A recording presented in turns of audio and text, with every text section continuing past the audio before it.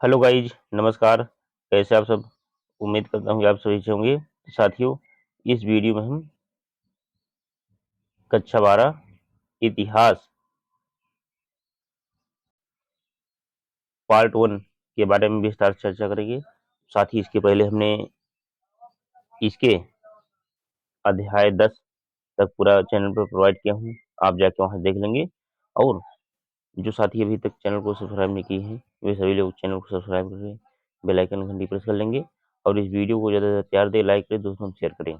तो देख सकते हैं साथियों, देख सकते हैं अध्याय यानी चैप्टर 11, पाठ नाम है महात्मा गांधी और राष्ट्रीय आंदोलन। तो चलिए हम शुरू करते हैं। प्लीज साथियों, इस वीडियो में सभी लोग लास्ट तक बने रहें। देखिए क्या है। भारतीय राष्ट्र निर्माण में महात्मा गांधी जी अकेले वो व्यक्ति थे जिसने भारतीय राष्ट्रवाद को बढ़ाया, इसलिए उन्हें भारतीय राष्ट्रपिता माना गया है।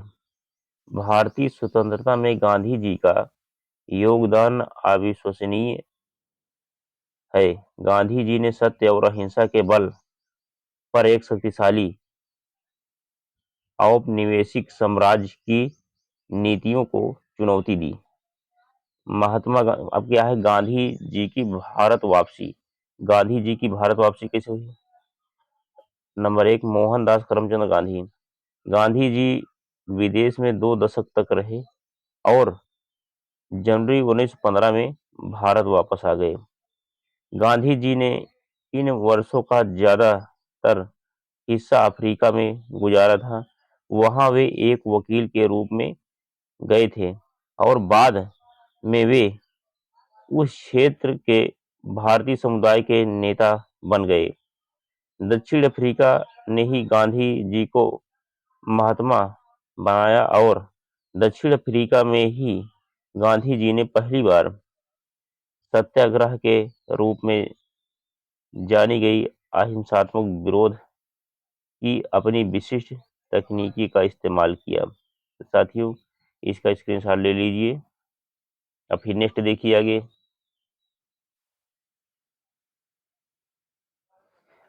उन्होंने विभिन्न धर्मों के बीच एकता को बढ़ाने का प्रयास किया। उच्च जाति वाले भारतीयों को निम्न जाति वाले लोगों और महिलाओं के प्रति भेदभाव वाले व्यवहार के लिए चेतावनी दी। 1915 में जब गांधी जी भारत आए तो उस समय का भारत 1893 में जब वे गए थे तब के समय से अलग था। भारत अभी भी ब्रिटिश उपनिवेश था, लेकिन भारत राजनीतिक दृष्टि से काफी सक्रिय हो चुका था। भारतीय राष्ट्रीय कांग्रेस इस समय एक सक्रिय संगठन बन चुका था और स्वदेशी आंदोलन 1905 से 7 के जरिए जरिए इस समय मध्य वर्ग इससे जुड़ चुका था। साथ ही 2 प्रमुख विचारधाराएं भी थी। नंबर 1, गंगाधर तिलक महाराष्ट्र, बिपिन चंद्र पाल बंगाल, लाला लाजपत राय पंजाब, जिन्हें लाल बाल पाल के नाम से पुकारा जाता था। इन लोगों ने अंग्रेजी शासन के प्रति लड़ाकू विरोध का समर्थन किया। नंबर 2, वही गोपाल कृष्ण गोखले, मोहम्मद अली जिन्ना जैसे कुछ उदारवादी समूह जो लगातार प्रयास करते रहने का हिमायती थे। महात्मा गांधी के राजनीतिक गुरु गोपाल कृष्ण गोखले ने गांधी जी को 1 वर्ष तक ब्रिटिश भारत यात्रा करने की सलाह दी, जिससे कि वह इस भूमि और यहाँ के लोगों को जान सके, यहाँ के लोगों की समस्याएं को समझ सके, यहाँ के लोगों की समस्याओं को समझ सके। चलिए स्क्रीनशॉट लीजिए साथी। नंबर 2, गांधी जी की पहली उपस्थिति मद्रास बनारस हिंदू विश्वविद्यालय का उद्घाटन समारोह। चलिए जैसे देख लीजिए। हाँ, क्या है, गांधी जी की पहली उपस्थिति बनारस हिंदू विश्वविद्यालय उद्घाटन समारोह। फरवरी 1916 में बनारस हिंदू विश्वविद्यालय के उद्घाटन समारोह में आमंत्रित व्यक्तियों में राजा और मानव प्रेमी थे, जिनके द्वारा दिए गए दान से बनारस हिंदू विश्वविद्यालय की स्थापना में योगदान दिया। समारोह में एनी बेसेंट जैसे कांग्रेस के कुछ महत्वपूर्ण नेता भी उपस्थित थे। जब गांधी जी बोलने की बारी आई तो उन्होंने मजदूर गरीबों की ओर ध्यान न देने के कारण भारतीय विशिष्ट वर्ग को आड़े हाथों लिया। गांधी जी ने कहा कि बनारस हिंदू विश्वविद्यालय की स्थापना भले ही शानदार है, किंतु उन्होंने वहां धनी और अमीर लोगों को देखभाल गरीब लोगों के लिए चिंता प्रकट की। गांधी जी ने कहा कि भारत के लिए मुक्ति तब तक संभव नहीं है जब तक आप अपने आप को इस अलंकारणों से मुक्त न कर ले। गांधी जी ने कहा कि हमारे लिए स्वशासन का तब तक कोई अभिप्राय नहीं है जब तक हम किसानों से उनके श्रम का लगभग संपूर्ण लाभ स्वयं तथा अन्य लोगों को लेने की अनुमति देते रहेंगे। हमारी मुक्ति केवल किसानों के माध्यम से हो रह सकती है। न तो वकील, न डॉक्टर, न ही जमींदार इसे सुरक्षित रख सकते हैं।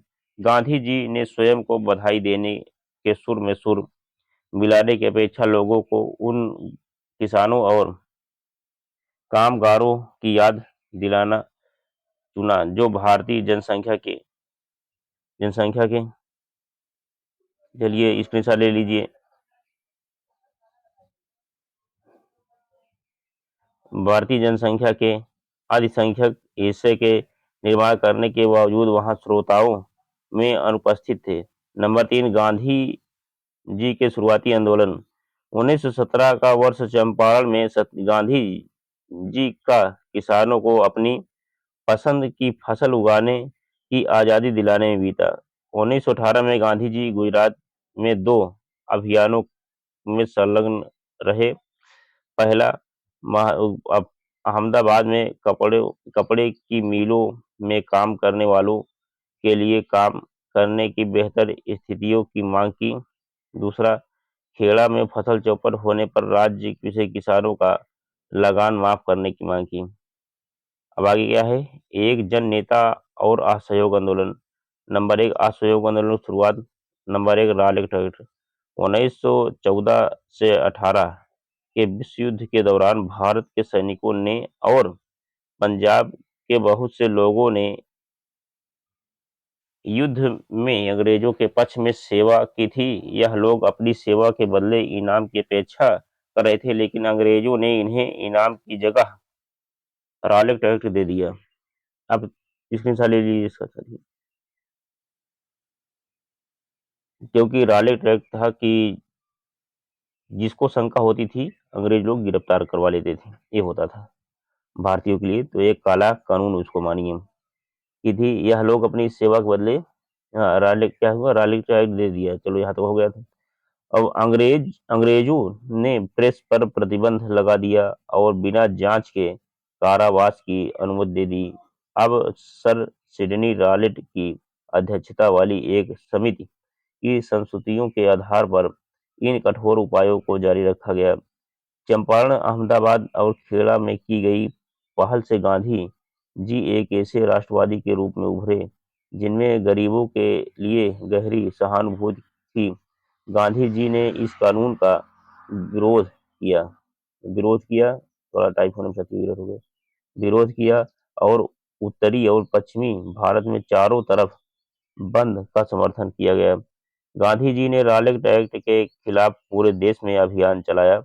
पंजाब में विशेष रूप से भारी विरोध हुआ। स्कूल और दुकान के बंद होने के कारण जीवन ठहर सा गया। अब क्या हुआ, पंजाब जाते समय गांधी जी को कैद कर लिया गया। स्थानीय कांग्रेस नेताओं को भी गिरफ्तार कर लिया गया। इससे धीरे धीरे तनावपूर्ण हो गई।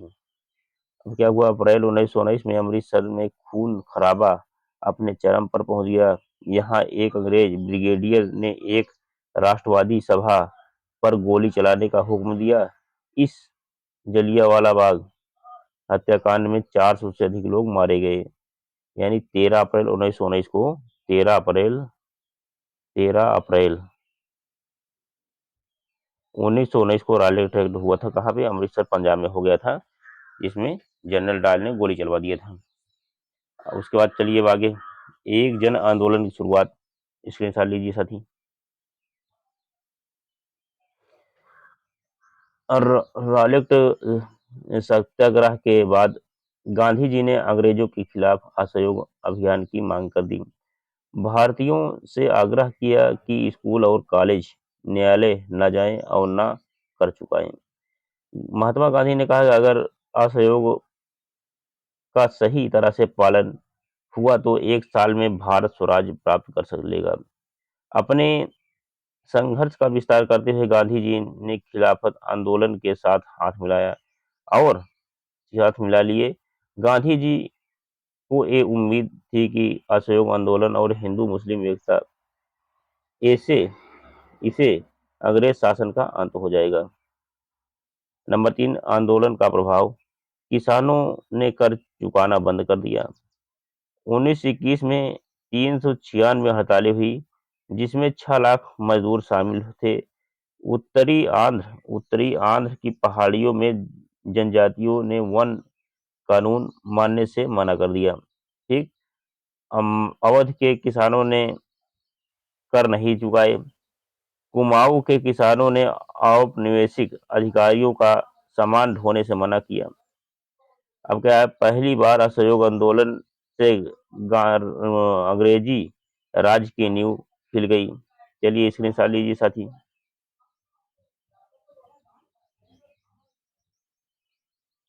फिर आगे क्या हुआ? नंबर 4, आंदोलन का अंत, चौरी चौरा घटना।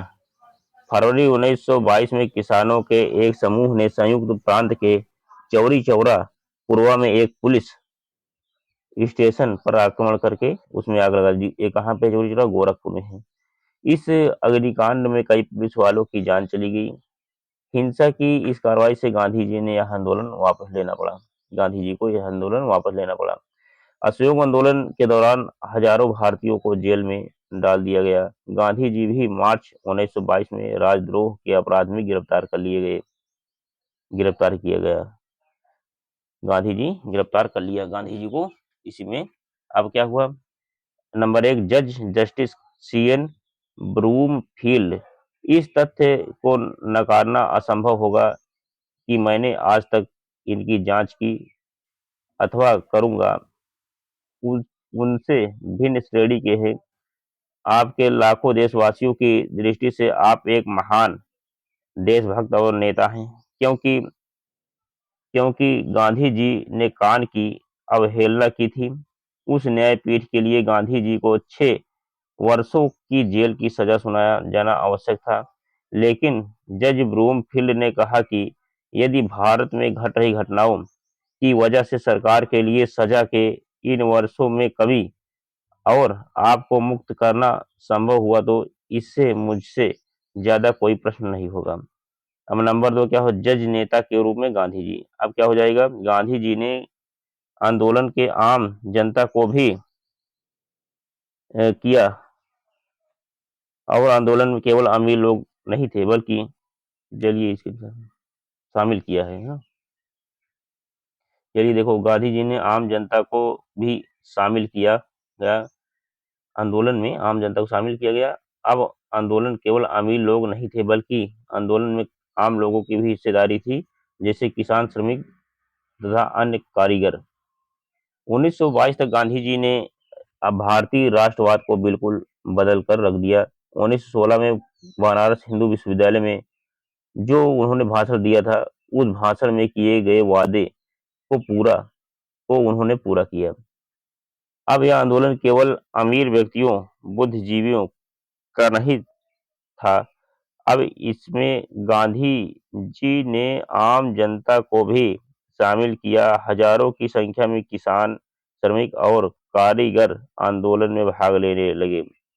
गांधी जी के प्रति आदर व्यक्त करते हुए लोग उन्हें महात्मा कहने लगे। जन सामान्य के साथ इस तरह की पहचान उनके वस्त्रों में विशेष रूप से देखी जा सकती थी, जहां अन्य नेता पश्चिमी शैली के सूट और औपचारिक वस्त्र पहनते थे, वही गांधी जी एक साधारण धोती पहना करते थे।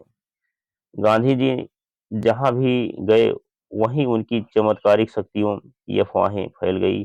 कुछ स्थानों पर गांधी जी को गांधी बाबा और महात्मा गांधी कहकर पुकारा जाने लगा तथा महात्मा गांधी महाराज जैसे शब्द उनके लिए प्रयोग किए जाने लगे। अब क्या हुआ, जन नेता के रूप में गांधी जी हमेशा से ही, चलो स्क्रीनशॉट ले लीजिए साथी। देखिए, जन नेता के रूप में गांधी जी हमेशा से ही गरीब किसानों के साथ खड़े रहे तथा गांधी जी गरीब किसानों के हमदर्द तथा मसीहा के रूप में देखे जाने लगे। गांधी जी ने आंदोलन का प्रचार प्रसार मातृभाषा में किया। महात्मा गांधी जी ने हिंदू मुस्लिम की एकता पर बल देने का प्रयास किया, इस जिससे आंदोलन का स्वरूप बदलने तथा रजवाड़ों को समझाने हेतु प्रजामंडल का गठन किया गया। अब गांधी जी के आकर्षक व्यक्तित्व के कारण बड़े से बड़े नेता उनसे आकर जुड़ने लगे। गांधी जी ने चरखे का प्रचार एवं प्रसार किया। अब आगे क्या हो जाएगा, गांधी जी और अफवाहें। गांधी जी को बहुत सी अफवाहें उस समय फैली, जैसे राजा के द्वारा किसानों के दुख तकलीफों में सुधार के लिए गांधी जी को भेजा गया है। उनके पास सभी स्थानीय अधिकारियों के निर्देश को अस्वीकृत करने की शक्ति है। गांधी जी की शक्ति अंग्रेज बादशाह से अधिक है। उनके आने से अनौपचारिक औपनिवेशिक शासक जिले से भाग जाएंगे। अब गांधी जी की आलोचना करने वाले गांव के लोगों के घर रहस्यात्मक रूप से गिर गए और उनकी फसल भी चौपट हो गई। बस्ती गांव के सिकंदर साहू ने 15 फरवरी को कहा, महात्मा गांधी में तब विश्वास करेगा जब उनके कारखाने, चलिए स्क्रीनशॉट लीजिए। हाँ, उनके जब उनके कारखाने जहां गुड़ का उत्पादन होता है में गन्ने के रस से भरा काढ़ा उबलता हुआ दो भागों में टूट जाएगा। तुरंत ही काढ़ा वास्तव में बीच में दो हिस्सों में टूट गया। आजमगढ़ के किसान ने कहा कि वह महात्मा गांधी की प्रामाणिकता में मैं तो विश्वास करेगा जब उसके खेत में लगाए गए गेहूं तिल में बदल जाएंगे। अगले दिन उस खेत का सारा गेहूं तिल में बदल गया। गांधी जी द्वारा संगठन का विस्तार। अब आजमगढ़ के किसान ने कहा कि वह महात्मा जी की प्रामाणिकता में तो विश्वास करेगा जब उन उसके खेत में लगाए गए गेहूं तिल में बदल जाएंगे। अगले दिन उस खेत का सारा गेहूं तिल में बदल गया। गांधी जी द्वारा संगठन का विस्तार। महात्मा गांधी जाति से एक व्यापारी तथा पेशे से वकील थे, लेकिन उनकी सादगी भरा जीवन तथा उनकी जीवन शैली और हाथों से काम करने के प्रति उनके लगाव की वजह से गरीब मजदूरों के प्रति बहुत अधिक सहानुभूति रखते थे। कांग्रेस की कई नई शाखाएं खोली गई। रजवाड़ा में राष्ट्रवादी सिद्धांत को बढ़ावा देने के लिए प्रजामंडल की श्रृंखला स्थापित की जा रही है थी। महात्मा गांधी ने राष्ट्रवादी संदेश अंग्रेजी भाषा की जगह मातृभाषा में करने को प्रोत्साहित किया। गांधी के प्रशंसकों में गरीब किसान और धनी उद्योगपति दोनों ही थे। 1917 से 1922 के बीच बीच भारतीयों के बहुत ही प्रतिभाशाली वर्ग ने स्वयं को गांधी से जोड़ लिया। इसमें महादेव देसाई, वल्लभ भाई पटेल, जेबी कृपलानी, सुभाष चंद्र बोस, अबुल कलाम आजाद, जवाहरलाल नेहरू और उसके बाद फिर सरोजिनी नायडू, गोविंद बल्लभ पंत तथा सी राजगोपालाचारी। चलिए स्क्रीनशॉट लीजिए साथी। अब नंबर यानी राजगोपालाचारी शामिल थे। नंबर 5, गांधी जी के सामाजिक कार्य। महात्मा गांधी को 1924 में जेल से रिहा कर दिया गया। अब उन्होंने अपना ध्यान घर में बने कपड़े, खादी को बढ़ावा देने तथा छुआछूत समाप्त करने पर लगाया। गांधी जी केवल राजनीतिक नेता नहीं बल्कि एक समाज सेवी, समाज सुधारक भी थे। उनका मानना था कि भारतीयों को बाल विवाह और छुआछूत जैसी सामाजिक बुराइयों से मुक्त करना होगा। नमक सत्याग्रह। असहयोग आंदोलन समाप्त होने के कई वर्ष बाद तक महात्मा गांधी ने अपने को समाज सुधार के कार्यों पर केंद्रित रखा। 1928 में उन्होंने पुनः राजनीति में प्रवेश करने की सोची, यानी राजनीति में प्रवेश कर लिए 1928 में। अब साइमन कमीशन क्या है? 1919 में भारत सरकार अधिनियम लाया गया। इससे मॉन्टेग्यू चेम्सफोर्ड सुधार के नाम से भी जाना जाता है। 1919 में भारत सरकार अधिनियम लाया गया। इसे मॉन्टेग्यू मॉन्टेग्यू चेम्सफोर्ड सुधार के नाम से भी जाना जाता है। चलिए स्क्रीनशॉट लीजिए साथी। अब क्या हुआ आगे फिर? साइमन कमीशन 1919 में, अच्छा ये तो हो गया था। अब नंबर 1, साइमन कमीशन का गठन 1927। साइमन कमीशन भारत आया 1928। साइमन कमीशन, साइमन आयोग का अध्यक्ष जॉन साइमन था। इसमें 7 सदस्य थे। सभी सदस्य अंग्रेज थे। साइमन कमीशन का विरोध इसलिए किया गया क्योंकि इसमें एक भी सदस्य भारत का नहीं था। इसलिए भारतीय जनता तथा कांग्रेस इससे संतुष्ट नहीं थे। इसलिए इसका विरोध शुरू हुआ। अब विरोध क्या हुआ? इसका भारतीयों ने विरोध किया। बंबई तथा कलकत्ता में विरोध हुआ। साइमन वापस जाओ। सुभाष चंद्र बोस ने कलकत्ता में विरोध किया। नहीं। अब इसके बाद नंबर 3, लखनऊ। जवाहरलाल नेहरू, जीबी पंत ने विरोध किया। लाहौर, भगत सिंह नौजवान भारत सभा, नेतृत्व लाला लाजपत राय। फिर आगे क्या हुआ साथी? पुलिस ने लाला लाजपत राय पर लाठी से हमला किया।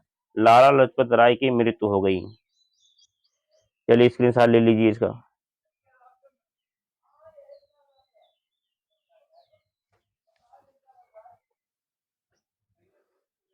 चलिए अब क्या है? मुस्लिम लीग ने जिन्ना के नेतृत्व में साइमन कमीशन का विरोध किया। लाहौर अधिवेशन 1919 में कांग्रेस का लाहौर अधिवेशन हुआ। जवाहरलाल नेहरू को अध्यक्ष चुना गया। पूर्ण स्वराज की घोषणा पूरे भारत में की गई। ठीक। अब क्या हुआ? 26 जनवरी 1930 को अलग अलग स्थानों पर राष्ट्रीय ध्वज फहराया और देशभक्ति के गीत गाकर स्वतंत्रता दिवस मनाया गया। अब नंबर 2, नमक सत्याग्रह, दांडी यात्रा। स्वतंत्रता दिवस मनाए जाने के तुरंत बाद गांधी जी ने घोषणा की कि वे ब्रिटिशों द्वारा बनाए गए कानून जिसने नमक के उत्पादन और विक्रय पर राज्य को एकाधिकार दे दिया, तोड़ने के लिए एक यात्रा का नेतृत्व करेंगे। अब गांधी जी का मानना था कि हर घर में नमक का उपयोग अपरिहार्य था और अंग्रेज ऊंचे दामों में खरीदने के लिए लोगों को बाध्य कर रहे थे। इसी को निशाना बनाते हुए गांधी जी ने अंग्रेजों के खिलाफ कदम उठाया। चलिए साथी स्क्रीनशॉट लीजिए। फिर आगे क्या हुआ? गांधी जी ने नमक यात्रा के लिए 12 मार्च 1930 को अपने आश्रम साबरमती से चलना शुरू किया और 3 हफ्ते चलिए 3 हफ्ते के बाद अपने गंतव्य स्थान पर पहुंच गए।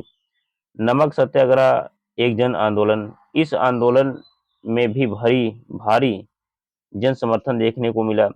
कस्बों में फैक्ट्री कारीगर हड़ताल पर चले गए। वकीलों ने ब्रिटिश अदालतों का बहिष्कार किया। विद्यार्थियों ने सरकारी शिक्षा संस्थानों में जाने से मना कर दिया। नमक सत्याग्रह में लोग गांधी जी के साथ हो गए। आंदोलन को बड़ा देख अंग्रेजों ने लगभग 60,000 लोगों को गिरफ्तार किया। गांधी जी को भी गिरफ्तार कर लिया गया। समुद्र तट की ओर गांधी जी की यात्रा की प्रगति की जानकारी उन नजर रखने वाले पुलिस अफसरों द्वारा भेजी गई रिपोर्ट से पता चल लगती है। इन रिपोर्ट में गांधी जी द्वारा दिए गए भाषण भी शामिल हैं, जिसमें उन्होंने स्थानीय अधिकारियों से भी आंदोलन में जुड़ने की बात कही है।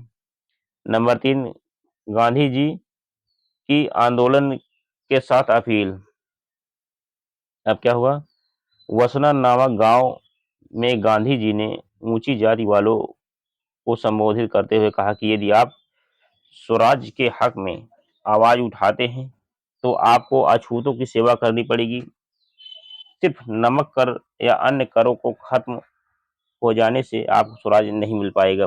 चलिए स्क्रीनशॉट लीजिए साथी। फिर आगे क्या हुआ? स्वराज के लिए आपको अपनी उन गलतियों का प्रायश्चित करना होगा जो अछूतों के साथ की है। स्वराज के लिए हिंदू, मुस्लिम, पारसी, सिख सबको एकजुट होना होगा, एक साथ आना पड़ेगा। यह स्वराज की सीढ़ियां हैं। गांधी जी के आंदोलन में तथा उनकी सभाओं में तमाम जातियों की औरत मर्द शामिल हो रहे थे। हजारों वॉलेंटियर राष्ट्रवादी उद्देश्य के लिए सामने आ रहे थे। कई सरकारी अफसरों ने अपने पदों से इस्तीफा दे दिया। नंबर 4, नमक सत्याग्रह पर विदेशी नजरिया। एक अमेरिकी समाचार पत्रिका टाइम को गांधी जी के कद काठी पर हंसी आती थी। पत्रिका ने उनका मजाक उड़ाया। पत्रिका ने कहा कि तकुए जैसे शरीर और मकड़ी जैसे पेड़ों का खूब मजाक उड़ाया था। इस यात्रा के बारे में अपनी पहली रिपोर्ट में ही टाइम ने नमक यात्रा के मंजिल तक पहुंचने पर शक जाहिर किया। उनका दावा था कि दूसरे दिन पैदल चलने के बाद गांधी जी जमीन पर पसर गए थे। पत्रिका को इस बात पर विश्वास नहीं था कि मरियल साधु के शरीर और आगे जाने की ताकत बची है। एक हफ्ते में ही पत्रिका की सोच बदल गई। टाइम्स ने लिखा कि इस यात्रा में जो भारी जनसमर्थन मिला उससे अंग्रेज शासकों को गहरे तौर पर बेचैन कर दिया। वे भी गांधी जी को ऐसा साधु और राजनेता कह कर सलामी। चलिए स्क्रीनशॉट लीजिए साथी।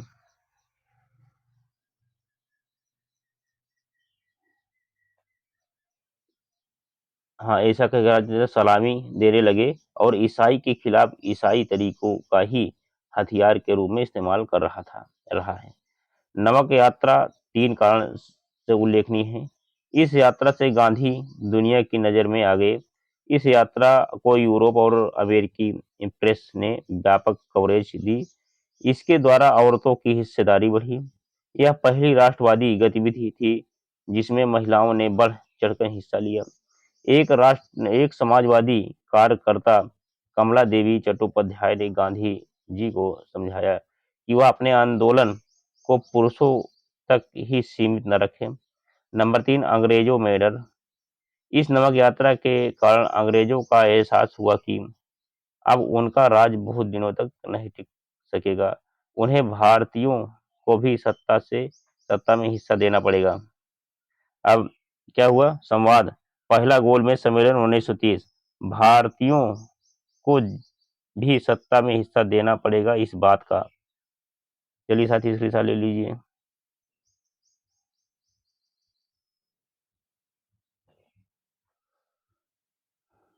जब ध्यान में रखने के ब्रिटिश अब ध्यान में रखते हुए ब्रिटिश सरकार ने लंदन में गोलमेज सम्मेलनों का आयोजन शुरू किया। इसमें देश के प्रमुख नेता शामिल नहीं थे। वार्ता बढ़ने के लिए जनवरी 1931 गांधी जी जेल से रिहा किया गया गांधी जी को।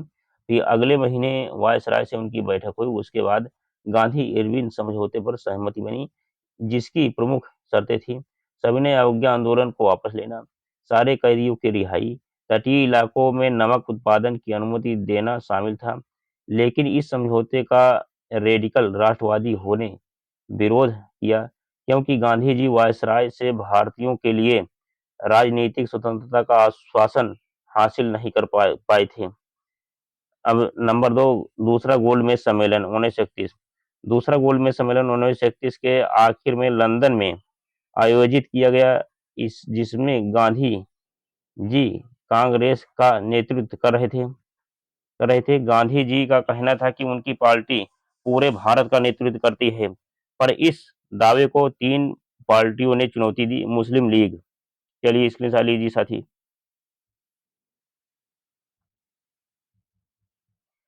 रजवाड़े अम्बेडकर, जिसमें सम्मेलन का कोई नतीजा नहीं निकला और गांधी जी को खाली हाथ वापस लौटना पड़ा। अब नंबर 3, सविनय अवज्ञा आंदोलन। गांधी जी दूसरे गोलमेज सम्मेलन के बाद भारत लौटने पर सविनय अवज्ञा आंदोलन शुरू कर दिया। नए वायसराय लॉर्ड विलिंगटन को गांधी जी से बिल्कुल हमदर्दी नहीं थी। अपनी बहन को लिखे एक निजी खत में विलिंगटन ने लिखा कि अगर गांधी न होता तो यह दुनिया वाकई बहुत खूबसूरत होती। नंबर 4 क्या है? 1935 गवर्नमेंट ऑफ इंडिया एक्ट। भारतीयों को सीमित प्रातिनिधिक शासन का आश्वासन दिया गया। 2 साल बाद सीमित मताधिकार के आधार पर चुनाव हुए।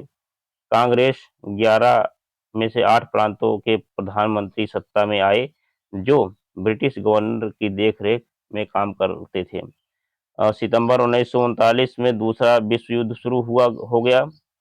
महात्मा गांधी और जवाहरलाल नेहरू दोनों ही हिटलर और नात्सियों के कट्टर आलोचक रहे हैं। उन्होंने फैसला किया कि अगर अंग्रेज युद्ध समाप्त होने के बाद भारत को आज़ादी दें तो कांग्रेस उनके युद्ध प्रयासों में सहायता दे सकती है। चलिए स्क्रीनशॉट लीजिए।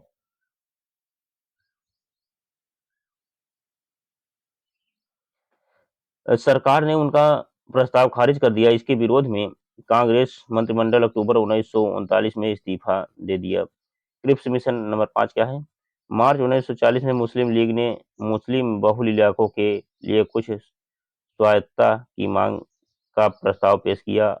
अब यह संघर्ष 3 धुरियों का हो गया: कांग्रेस, मुस्लिम लीग, ब्रिटिश सरकार। 1942 में चर्चिल ने गांधी जी और कांग्रेस के साथ समझौते का रिश्ता निकालने के लिए अपने एक मंत्री स्टेफर्ड क्रिप्स को भारत भेजा। इसी समय ब्रिटेन में एक सर्वदलीय सरकार सत्ता में थी जिसमें शामिल लेबर पार्टी के सदस्य भारतीयों के प्रति हमदर्दी रखते थे, लेकिन सरकार के मुखिया प्रधानमंत्री विंस्टन चर्चिल एक कट्टर साम्राज्यवादी थे। 1942 में चर्चिल ने गांधी और कांग्रेस के साथ समझौते का रास्ता निकालने के लिए अपने एक मंत्री स्टीफर्ड क्रिप्स को भारत भेजा। क्रिप्स के साथ बात करते हुए कांग्रेस ने इस बात पर जोर दिया कि अगर धुरी शक्तियों से भारत की रक्षा के लिए ब्रिटिश शासन कांग्रेस का समर्थन चाहता है तो वायसराय वायसराय को वो सबसे पहले अपने कार्यकारी परिषद में किसी भारतीय को एक रक्षा सदस्य के रूप में नियुक्त करना चाहिए, पर इस बात पर वार्ता टूट गई। चलिए स्क्रीनशॉट लीजिए साथी। अब फिर क्या हुआ? भारत छोड़ो आंदोलन, अंग्रेजों भारत छोड़ो। क्रिप्स मिशन के सफल न होने के बाद गांधी जी ने ब्रिटिश शासन के खिलाफ अपना तीसरा बड़ा आंदोलन छेड़ने का फैसला किया। अगस्त 1942 में शुरू हुए इस आंदोलन को अंग्रेजों ने भारत छोड़ो का नाम दिया गया। गांधी जी को गिरफ्तार कर लिया गया, लेकिन देश भर के युवा कार्यकर्ता हड़तालों तथा तोड़फोड़ करते रहे। कांग्रेस के में जयप्रकाश नारायण जैसे समाजवादी सदस्य सबसे ज्यादा सक्रिय थे। पश्चिम में सतारा और पूर्व में मेदिनीपुर जैसे कई जिलों में स्वतंत्र सरकार की स्थापना कर दी गई। अंग्रेजों ने आंदोलन के प्रति सख्त रवैया अपनाया, फिर भी इस विद्रोह को दबाने में साल भर का समय लग गया। इस आंदोलन में लाखों आम हिंदुस्तानी शामिल थे। इस आंदोलन में युवाओं ने कॉलेज को छोड़कर जेल का रास्ता अपनाया। उसके बाद राजनीतिक ध्रुवीकरण। जिस समय कांग्रेस के जेल नेता जेल में गए, उसी समय जिन्ना तथा मुस्लिम लीग ने अपना प्रभाव फैलाने की कोशिश की। चलिए स्क्रीनशॉट ले लीजिए।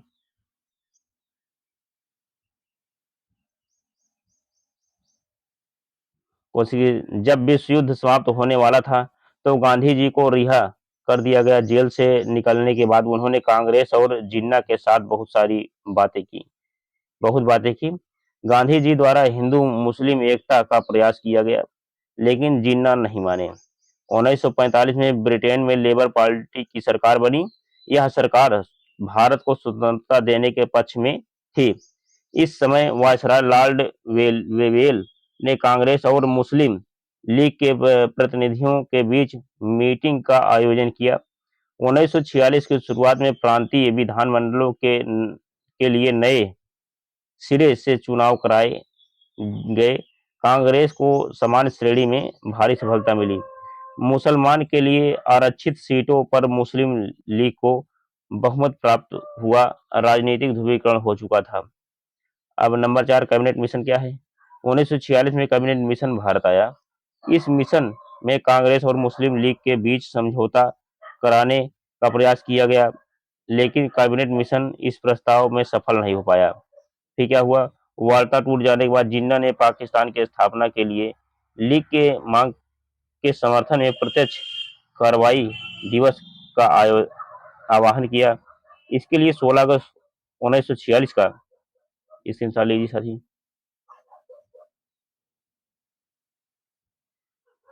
16 अगस्त 1946 का दिन तय किया गया था। उसी दिन कोलकाता में खूनी संघर्ष हो गए। यहाँ हिंसा कोलकाता से शुरू होकर ग्रामीण बंगाल, बिहार और संयुक्त प्रांत व पंजाब में फैल गई। फरवरी 1947 में वावेल की जगह लॉर्ड माउंटबेटन को वायसराय बनाया गया। तब उन्होंने ऐलान किया कि ब्रिटिश भारत को स्वतंत्रता दे दी जाएगी, लेकिन उसका विभाजन भी होगा। नंबर 4 स्वतंत्रता के समय गांधी जी। 15 अगस्त 1947 को राजधानी में हो रहे उत्सव में महात्मा गांधी ने गांधी जी ने हिस्सा नहीं लिया। उस समय वो कलकत्ता में थे, लेकिन उन्होंने वहां भी न तो किसी कार्यक्रम में हिस्सा लिया और न ही कहीं झंडा फहराया। गांधी जी उस दिन 24 घंटे के उपवास पर थे। उन्होंने इतने दिन तक जिस स्वतंत्रता के लिए संघर्ष किया वो बेकार हो गया, क्योंकि हिंदू और मुस्लिम एक दूसरे को मार रहे थे। उनका राष्ट्र अब विभाजित हो चुका था। अब आगे फिर क्या हुआ? 30 जनवरी की शाम को गांधी जी की दैनिक प्रार्थना सभा में एक युवक ने उनको गोली मारकर उनकी मौत की नींद सुला दिया। उनके हत्यारे ने कुछ समय बाद आत्मसमर्पण कर लिया। चलिए स्क्रीनशॉट लीजिए साथी। फिर क्या हुआ? वह नाथूराम गोडसे था। वह एक चरमपंथी हिंदूवादी अखबार का संपादक था और वह गांधी जी को मुसलमानों का खुशामंदी कहकर उनकी निंदा करता था। महात्मा गांधी को जानने के स्रोत: निजी लेखन भाषण। हरिजन अखबार में गांधी उन पत्रों को शामिल करते हैं जिन लोगों से उन्हें मिलते हैं, तथा भाषणों से भी हमें गांधी जी के बारे में पता चलता है। नेहरू संकलन, बंच ऑफ ओल्ड लेटर्स। विभिन्न समाचार पत्र अंग्रेजी तथा अन्य भाषाओं में छपने वाले अखबार भी राष्ट्रीय आंदोलन का एक स्रोत थे, तथा ये अखबार गांधी जी की प्रत्येक गतिविधियों पर नजर रखते थे। सरकारी रिकॉर्ड: औपनिवेशिक शासक ऐसे तत्वों पर सदा कड़ी नजर रखते थे जिन्हें वे अपने विरुद्ध मानते थे, तथा पुलिस रिपोर्टों में भी हमें गांधी जी के संदर्भ में जानकारियां मिलती हैं। आत्मकथाएं। नंबर 4 आत्मकथाएं देखिए साथी। आत्मकथाएं उस अतीत का ब्यौरा देते हैं जो समृद्ध होता है।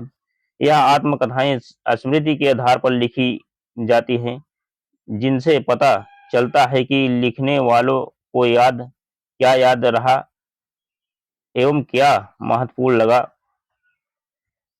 हमें पढ़ते समय यह ध्यान रखना चाहिए यह लेखक ने क्या नहीं लिखा।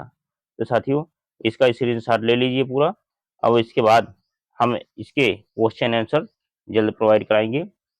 इसी के साथ ये विस्तार से वीडियो अब देख लीजिए। कितना है? पार्ट 1 है, मैं लिख दे रहा हूँ पार्ट 1 हुआ पूरा। अब इसके बाद नेक्स्ट पार्ट हम जल्द प्रोवाइड कराएंगे। तो आप सभी लोग साथियों इस वीडियो को ज़्यादा से ज़्यादा प्यार दे, लाइक करें, दोस्तों में शेयर करें। चलिए इसी के साथ मैं अपनी वाणी को विराम देता हूँ। जय हिंद, जय भारत, वंदे मातरम।